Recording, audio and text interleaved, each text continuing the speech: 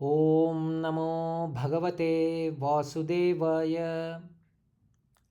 శ్రీ విష్ణు సహస్రనామ స్తోత్రంలోని 55వ శ్లోకంలో శ్రీ మహావిష్ణువు 8 నామాలతో కీర్తించబడ్డారు. జీవో వినయిత సాక్షి ముకుందో మిత విక్రమ అంభో నిధిరనంతాత్మా మహాదదిశయోంతక. జీవ వినయిత సాక్షి ముకుంద అమిత విక్రమ అంభోనిధి అనంతాత్మ మహాదదిశయ అనంతక. జీవ జీవం అంటే ప్రాణం అని అర్థం. ఈ సృష్టి యందు కనిపించు ఓషధులు తృణాదులు ప్రాణమును నిల్పుచున్నవనుట శాస్త్రవచనం. శరీరమందుండి శరీరగత వ్యాపారములందు ప్రవర్తించునది, శరీరములను తమ తమ వ్యాపారములందు ప్రవర్తింపజేయునది ఏదో అదే జీవం, ప్రాణంగా కూడా చెప్పబడింది. ఈ రీతిగా జీవభావమును ధరించినట్టి నానావిధ శరీరములే జీవులు. రూపనామక్రియలచే అవి అనేకములు. జీవేమ శరదశతం శతం జీవ శరదో వర్ధమాన అను శృతి వాక్యాన్ని అనుసరించి జీవం అన్నది పరమాత్మ అంశంగా చెప్పబడింది. పరమాత్మ జీవభావంచే సమస్త ఉపాధుల యందు ప్రకాశించుచున్నాడని భావం. తదుపరి నామం వినయితా సాక్షి. జీవో వినయితా సాక్షి. సృష్టి అన్నది అనేక మార్పులు చేర్పుల సమాహారం. అనుక్షణం మార్పును సంతరించుకుంటూ సాగిపోవునట్టి సృష్టినే జగత్తుగా అభివర్ణించారు మహర్షులు. ఈ రీతిగా క్షణ క్షణం మార్పులకు లోనగుటే జగత్ లక్షణం, జగద్గమనం కూడా. జగద్గమనమునకు మూలమగు పరమాత్మయే వినయితుడు. అనగా సర్వజగత్తునందు నిలచి సర్వమును కదిలించునట్టి ఈశ్వర చైతన్యమే వినయితుడు. వినయతి విశేషేణ గచ్చతి దేహాన్ దేహాంతరమితి అనుటచే కర్మానుభవ కారణంగా దేహాదులు మారుచున్నను ఏ దేహభావన రవ్వంతయు లేక విరాజమానుడగు పరమాత్మయే వినయితా సాక్షి. సర్వగతుడై సర్వ జగద్విలాసాన్ని సాక్షిగా చూచు పరమాత్మ శ్రీ మహావిష్ణువే లీలామానుష విగ్రహుడు, వినయితా సాక్షి. తదుపరి నామం ముకుంద. జీవో వినయితా సాక్షి ముకుందో. కర్మబంధముల నుండి విడువబడి తనకు తానుగా ప్రకాశించుటను ముక్తి అని నిర్వచించారు మన మహర్షులు. శరీరమే తాను అను భ్రమయే అజ్ఞానం. అలా కాక శరీరమందుండి సమస్తమునకు కారణమగు చైతన్యం నేను అన్న స్పష్టమైన భావన జ్ఞానంగా బోధించబడింది. ఇట్టి జ్ఞానాన్ని అనుగ్రహించి భ్రమతో కూడిన శరీర భావనను నశింపజేయుటే ముక్తి, మోక్షం. దానిని అనుగ్రహించి ముక్తి మార్గంలో నడిపించు పరమాత్మ శ్రీ మహావిష్ణువే ముకుందుడు. ఉర్వారుకమివ బంధనాత్ మృత్యోర్ముక్షీయమామృతాత్ అను శృతి వాక్యాన్ని అనుసరించి జనన మరణ చక్రము నుండి విడువబడుటే ముక్తి. దానిని ప్రసాదించు శ్రీ మహావిష్ణువే ముకుందుడు. తదుపరి నామం అమిత విక్రమ. జీవో వినయితా సాక్షి ముకుందో అమిత విక్రమ. విక్రమించుట అనగా వ్యాపించటం, విస్తరించటం అని అర్థం. మితము లేనట్టి వ్యాపనం విస్తరణే అమిత విక్రమణం. బలిచక్రవర్తి చేత దానమివ్వబడిన 3 అడుగుల నేలను కొలుచుటయందు వామనుడు చూపించిన విక్రమమును గమనించిన ఈ విషయం తెలియగలదు. ఇంతింతై వటుడింతయై మరి దానింతై నభో వీధిపైనంతై తోయద మండలాగ్రమున కల్లంతై ప్రభారాశిపైనంతై చంద్రునికంతయై ధ్రువునిపైనంతై మహార్వాటిపైనంతై సత్యపదోన్నతుండగుచు బ్రహ్మాండాంత సంవర్ధియై రవిబింబం ఉపమింక బాత్రమగు ఛత్రంబై శిరోరత్నమై శ్రవణాలంకృతియై గళాభరణమై సువర్ణ కేయూరమై ఛవిమత్కంఠమై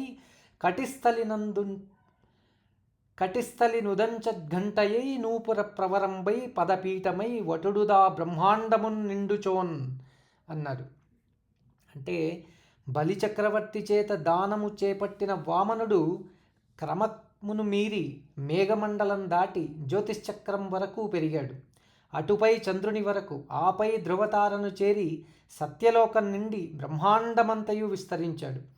అట్లు విస్తరించుచున్న వామనునికి సూర్యుడు మొదట గొడుగుగను, ఆపై శిరస్సున ధరించు మణిగాను, ఆ తర్వాత మకరకుండలాలుగాను, కంఠాభరణంగాను, భుజకీర్తులుగా గాను, బంగారు ములతాడుగా గాను, చివరకు పాదపీఠంగా మెరిసిపోయాడు.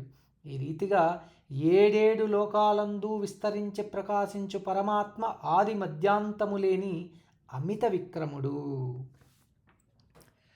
తదుపరి నామం అంభోనిధి.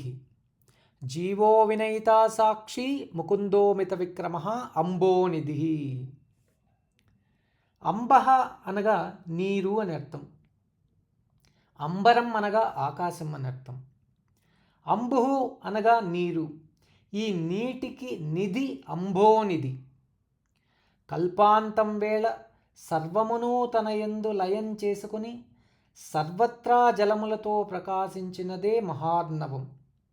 సర్వం జలమయమైన వేళ దానిపై ప్రకాశించిన శ్రీ మహావిష్ణువే వటపత్రసాయి నారాయణుడు. నారా ఆపహ అయనం స్థానం యస్య సహ నారాయణ అనుటచే నారం అనగా నీరు. ఆ నీటికి స్థానమైన వాడు, నిధి వంటి వాడు నారాయణుడు. నీరు సమస్త జీవులకు ప్రాణాధారం, రసస్వరూపం కూడా. ఆ రసం పరమాత్మస్వరూపం. దీనినే వేదమంత్రాల్లో ఆపో వా ఇదగుం సర్వం విశ్వాభూతాన్యాపః ప్రాణా వా ఆపః పశవ ఆపోన్నమాపోమృతమాపః సమ్రాడాపో విరాట్ ఆపః సర్వాడాపః చందాగుశ్యాపః జ్యోతిగుశ్యాపః యజోగుశ్యాపః సత్యమాపః సర్వదేవతా ఆపో భూర్భువస్వరోం అని చెప్పబడింది. విరాట్ విశ్వము, సర్వవిధ జీవులు, అన్నం, ఓషధులు జలస్వరూపంగాను, ఆ జలమే సర్వవేదోచిత కర్మకాండములకు యజ్ఞయాగాదులకు ఆధారభూతమని కీర్తించబడింది. ఇట్టి నీటికి స్థానమైన వాడు, నీటి రూపంగా విరాజిల్లు ప్రాణస్వరూపం పరమాత్మ. సర్వప్రాణులకు ఆధారం నీరు. ఆ నీటికి మూలం వర్షం. ఆ వర్షమునకు కారణం యజ్ఞం. సో యజ్ఞస్వరూపం శ్రీ మహావిష్ణువు. ఈ క్రమంలో శ్రీ మహావిష్ణువు అంబస్సుకు నిధి, అంభోనిధి. తదుపరి నామం అనంతాత్మ. జీవో వినయితా సాక్షి ముకుందోమిత విక్రమ అంభోనిధిరనంతాత్మ. సత్యం జ్ఞానమనంతం బ్రహ్మ ఏకం సత్ విప్రా బహుదా విదంతి అజాయమానో బహుదా విజాయతే అను శృతి ప్రమాణంగా ఒక్కడగు పరమాత్మ అనేక రూపనామ ఆత్మగా విరాజమానుడైన వాడుగా తెలియవచ్చుచున్నాడు. రూపనామ భేదాలతో ప్రకటితమగు పరమాత్మ ఆది మధ్య అంతములేని నిరంతర తత్వం, నాశరహితమగు అమృత స్వరూపం. దీని భావమే అనంతాత్మ. దీనినే గీతాచార్యులు నైనం చిందంతి శస్త్రాణి నైనం దహతి పావకః న చైనం క్లేదం త్యాపో న శోషయతి మారుతః నిత్యః సర్వగతః స్థాణురచలోయం సనాతనః అవ్యక్తోయమచింత్యోయ మవికార్యో యముచ్యతే తస్మాదేవం విదిత్వైనం నాను శోచితుమర్హసి అన్నాడు.